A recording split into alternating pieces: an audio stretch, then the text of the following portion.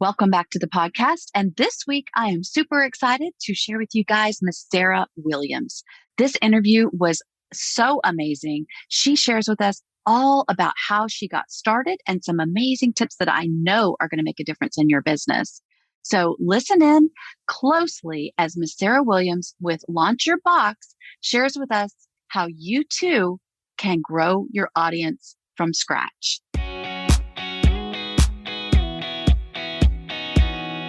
Hey, my friend, it's Melanie Ferguson, your host of Creatives on Fire, the podcast where I hope to inspire you to create a profitable six-figure following online. So turn it up and listen in to amazing stories of success, along with behind-the-scenes secrets and valuable tips from, you guessed it, Creatives on Fire. Hey, my friend, I want to ask you a quick question. Do you struggle with overwhelm in your business? How about confidence? Or maybe even just knowing what the very next step is that you need to take for you to see the success you desire? I want to invite you to join me over on the inside. This is where your business will benefit from access to powerful, relevant collaborations with other creatives just like you each and every week. You'll have an opportunity to receive motivated messages every single morning, as well as access to multiple live events. These are all tools that are designed to help you grow your business, get you out of overwhelm, boost your confidence, and show you the path to success that you're looking for. I want to encourage you to go check it out today at creativesonfireinsiders.com.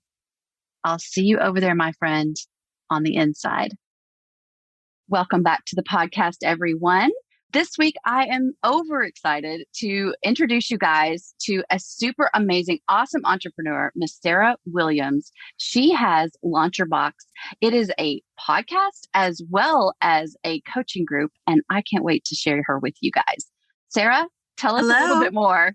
So Launch Your Box is a membership that I started to help other entrepreneurs start, launch, and grow their own subscription box the way that I have with mine. So I started with 44 box subscribers, now have almost 3,000 monthly subscribers. It's changed my whole business, and that's what I get to do with my members each month. Woohoo! Yay! We love success stories here. That's what it's all about. Creatives on fire. And you're certainly on fire. So, but at one point, maybe you weren't feeling like you were on fire. So tell us a little bit about where you started and what worked for you best to grow an audience. So I started with a local brick and mortar store. I had a really small store. It was local to my town only. And you know, when you're building an audience, having a local community is important, but it also limits your growth by just having the people that could physically walk into your store come shop with you. I was making a lot of my products back then, and it just became where I wanted to get out of this, area. I love my local customers. 38% of my monthly subscribers are local to my town. And so that's a huge deal. But I needed to grow, and it was really hard. I was running Facebook ads. I was doing all the things, jumping through all the hoops, and I just wasn't getting any traction. And for me, it came down to, okay, why do I have such a strong local following, but I can't seem to grow online? And it kind of just hit me one day that when people walk into my store, they get to know me, right, Melanie? They get to know who I am. I get to have conversations with them. Like, I'm the checker, I'm the shipper, I'm the maker, I'm doing all the things, but I'm in their face getting to know them. And I had to figure out how I could turn that personality onto my online space. And that was obviously Facebook Lives, which I had never done at that point. And I was scared. I didn't want to show up live. I didn't want to turn that camera on. I didn't feel like anybody would want to see my face on camera. I'm sure a lot of people have that feeling of self-doubt. And so for me, it was, I got to get over my fears. I got to get over my fears that I'm not young enough. I'm not pretty enough. I'm not slim enough. Like those were all those fears going in my head. And I had to get over myself and just hit the dang button and go live. And once I invited those people into my world and I would show up and I would say y'all, and I thought, oh, I got to be professional, and I didn't have to be. I could just be me, and people resonated with that and people got to know me. And then my audience started to grow and it started to build these relationships online exactly the way that I did in person in my retail store. That is amazing. Oh my goodness. That's the best way I've ever heard that put. So, yes, the light bulb went off when you figured out that they were seeing you in person, but they weren't seeing you in person on your Facebook page. Mhm. So, you got over the fear of hitting the button, I'm assuming, because you're all over the internet now. Is there any secret formula or any proven system that you use to be consistent once you did just push that button? I think that's the important part, Melanie, is that you have to be consistent with it. And I'm going to tell you, like, it was not easy for me. I'm a huge introvert and I sat there for hours, some days looking at the camera, trying to push the button, trying to work up the nerve, tears coming out of my eyes. I can't do this. I'm just going to be local. I cannot show up live. And I had my virtual assistant on the other end waiting for me to show up live. And she's like, I've got to go to lunch soon. So you're either going to have to push this button or we're not doing this today. And I was like, okay, we have to push the button. I got to go. She was pushing me. And that's what I needed. I needed someone to push me to do it. And here's the other thing that was important to me. I already told you I didn't like the way I looked, right? Like I had a lot of self-confidence issues. And so one morning I went and got a blowout at a local blow and dry bar. I went and got a blowout. I got my hair done. And you know what it did for me? It made me feel good about myself. And it helped me push that button. And so every Friday I would go get a blowout. It cost me $35. I would go get a blowout and I would do a live every Friday. And it was like, okay, if I'm going to do this, I need to feel good about myself. I'm going to go get a blowout. So I wouldn't go get a blowout. And I still get blowouts every Friday, Melanie. And that was the thing. Oh my goodness. I had to do something that made me feel good about myself. And that made me feel good, which allowed me to show up in a way that I wanted to for others. And it doesn't take much, but maybe that's wearing a new shirt. Maybe that's doing your makeup maybe you're at home working all the time and you never even do your hair and makeup. Maybe it's that one thing that makes you feel good about yourself that you can weave into your life. And that will encourage you to show up for other people, because when you can be confident, I knew what I had to offer other people. I just couldn't communicate it because I had so much self-doubt. And so once I was able to do that, those first lives are terrible. They're terrible. Honestly, if you haven't had a terrible first live, you haven't lived, right? Right. And so you got to get those terrible ones out of the way. I feel like it's the same as like when you record your podcast for the first time. Those are terrible. The first episodes are terrible. You got to find your thing. You got to find what makes you comfortable. And so pick a date. That's my first thing. Pick a date that you can go live the same day every single week. Pick a time. And it doesn't have to be the time that you think most people are watching. It has to be convenient for you, because if you pick a time that's not convenient for you, you're going to find excuses not to do it. So 9:00 every Friday, it was right after my blowout. I would grab a couple things in my retail store. I would show up live and talk about these new items in my store. And it turned into this thing that people would like grab their coffee and come hang out with me live. And so it just like snowballed from there. And I really I almost doubled my audience in about 4 months when I started going live every Friday. That is so awesome. So I heard a couple of quick, amazing gold nuggets there.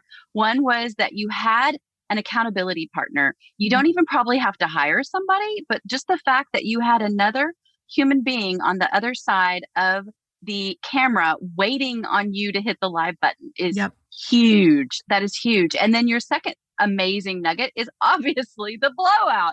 I mean, who knew that you could do something as simple as get your hair did to make such an impression on your future success? So, oh my gosh, Sarah, that is so amazing. So let me ask you, once you started doing this and about 4 months later, you had doubled your audience, like Was that when, or when did you start to realize this could really become something I could monetize even further? Well, I was seeing the same customer come into my store all the time, and they would show up on the lives all the time. And what happened was I'd have something new and they would miss the live, or they would not be in the store for another week. And by the time they came in, it was sold out. And they're like, oh, I always miss the good stuff. And it was this reoccurring customer that they would come in about once a month and they would buy stuff, but they would always make these comments like, I missed that. I didn't get it quick enough. I didn't, you sold out before I had a chance to come by. And that was a trigger for me, because it felt like, okay, I have this customer that comes to buy from me about once a month in the store, and they love the new items and they want to be exclusive. How could I create like a VIP type of thing in my business where they got the first, the new, the exclusive before anybody else? And that's when I decided on my subscription box. And I said, I'm going to create this thing that nobody can get unless they're a subscriber. They're the VIP of my business. It's exclusive. They get first access to things. I wouldn't sell these things in my store because only my subscribers get them, make them feel super special. And that's when I started my subscription box. And I started with 44 subscribers. And I love to say that number because 44 people believed in me to make a commitment to me. And I didn't have any fancy marketing. I literally had a blank box that I overlaid my logo on. Like there was nothing to show them. It was the worst launch marketing that I've ever done. I can say that now, 4 years later, but back then, I was like, I have this box. If you like the things in my shop, you want to have first access, you want to have exclusive designs, you're going to want to be a subscriber. And 44 people took me up on that right away. And then 44 turned into 75, and then 75 turned into 150. And then now we're here today, 4 years later, with 3,000 subscribers that I get to talk to every Friday on my Friday Lives. I love it. I love it. What an amazing success story. And I think that I want everybody to hear the fact that what you see on people's outside, you're not seeing the swimming going on underneath the water, right? Underneath the surface. So did you hear the part where she said 4 years later? So there's a lot of consistency there, and a lot of distractions have probably come up, and shiny objects that you could have branched out different ways or changed up what you were doing that was working. How did you stay focused?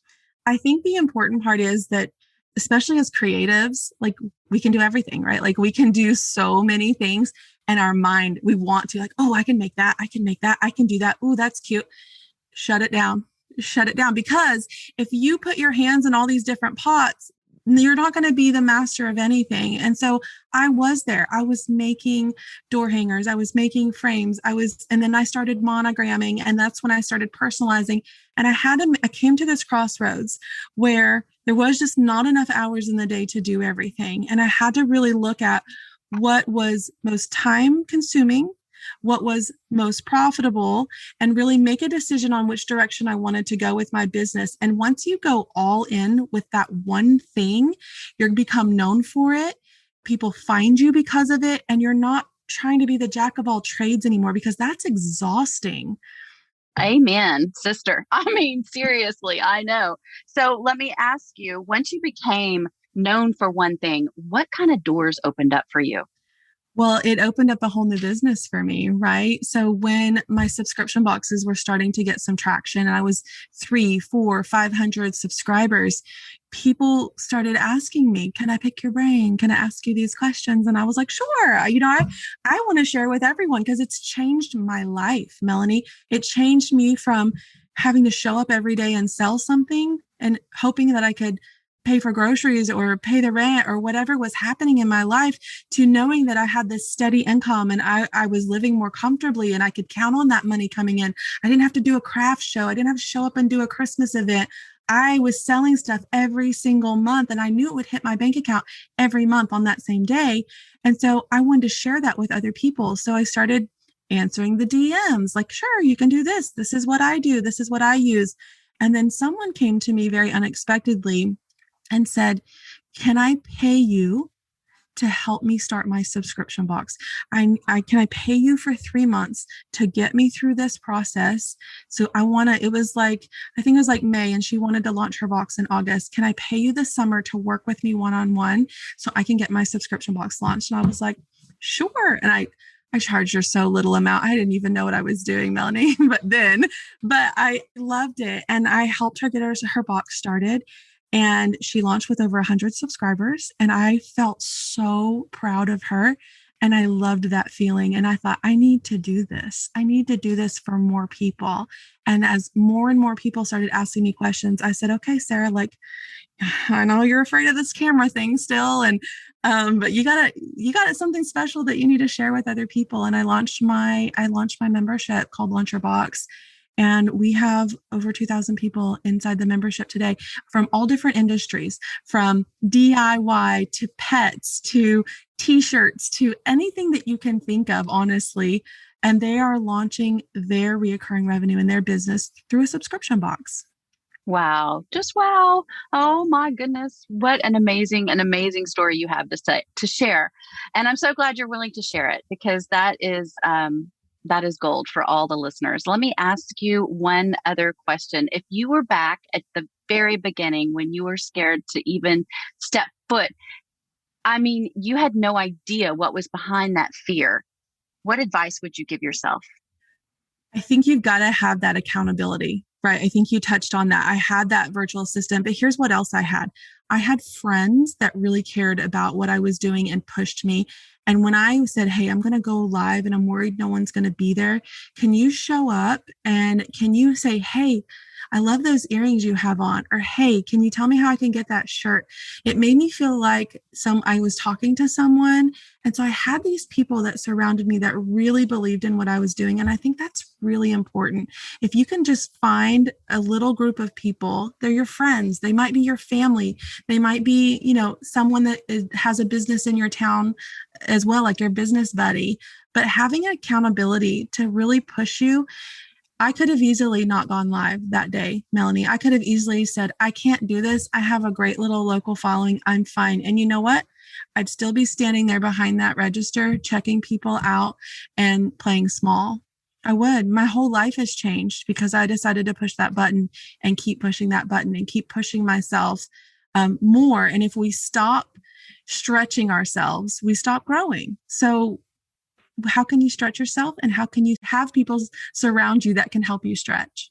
Yes. And think of all the other people's lives you've changed. Mm-hmm. Yeah, that's pretty amazing. That is huge. That is huge. So Sarah, if we wanted to get a hold of you, how could we get a hold of you best? And what is it that we would find? So you can head over to launchyourboxwithsarah.com. That is the hub for all of my subscription box coaching things. I have a great packaging resource. Maybe you ship things already. Maybe you're thinking about a subscription box for yourself. And I have this great little free resource where you can find all the packaging resources that I use and that most of my members use as well. That's awesome. Well, thank you so much for taking time out of your busy day, because I know you have so many people in your world to communicate with, and I just appreciate you. Thank you so much. Thanks for having me. Thanks, Sarah. It was fun. We'll talk to you later. Thank you so much, my friend, for listening to the podcast. I'm blessed every single time you come back and listen to an episode. It's especially amazing when you share it with others on social media. So be sure to follow Creatives on Fire online. Listen, if you have not already done so, I want you to go ahead and download the 5 ideas I personally used to explode my online audience growth to a 6-figure following. You can find that at creativesonfirepodcast.com. I appreciate you, and until next time, stay inspired.